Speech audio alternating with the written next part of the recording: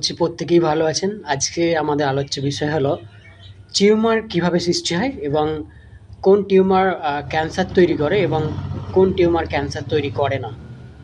তো টিউমার কিভাবে সৃষ্টি হয়? আমাদের শরীরে নিউক্লিয়াস আছে।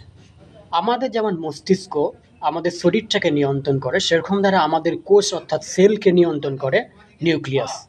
যদি নিউক্লিয়াস কাজ না করে তখন আমাদের শরীরের অস্বাভাবিক কোষের বিভাজন হয়ে যায় এবং এর ফলে কোষের বিভাজনের ফলে আমাদের শরীরে বিভিন্ন জায়গায় ফুলে ওঠে, গাঁট তৈরি হয় বা টিউমার তৈরি হয়। তো এই টিউমার দুই রকমের, একটা হলো বিনাইন টিউমার আর একটা হলো ম্যালিগন্যান্ট টিউমার।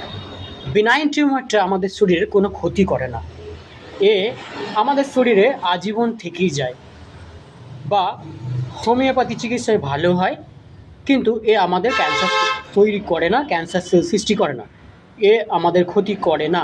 কিন্তু যদি টিউমারটা ম্যালিগন্যান্ট হয়ে গিয়ে থাকে তাহলে কিন্তু ক্যান্সার হওয়ার সম্ভাবনা এবং ক্যান্সার হয়। এভাবে আপনি কিভাবে বুঝবেন এটা ম্যালিগন্যান্ট টিউমার না বেনাইন টিউমার? তাহলে আপনাকে বায়োপসি করাতে হবে, বায়োপসি করাবেন। টিউমার হলে আপনার বায়োপসি করতে হবে, বায়োপসি করলে তবে বোঝা যাবে ওটা ম্যালিগন্যান্ট না বেনাইন।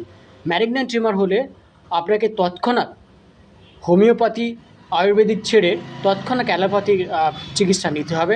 অ্যালোপ্যাথি একমাত্র ম্যালিগন্যান্ট টিউমারের চিকিৎসা দিতে পারে, যদিও হোমিওপ্যাথিতেও ম্যালিগন্যান্ট টিউমারের চিকিৎসা আছে। যেহেতু আমি একজন হোমিওপ্যাথি মানে ট্রিটমেন্ট প্র্যাকটিশনার, সেহেতু আমি হোমিওপ্যাথির চিকিৎসাটাও বলবো, যদিও আপনারা ডাক্তার না দেখিয়ে খাবেন না। ম্যালিগন্যান্ট টিউমারের জন্য হোমিওপ্যাথি কোনিয়াম এবং থুজা এই দুটো মেডিসিন ব্যবহার করা যেতে পারে।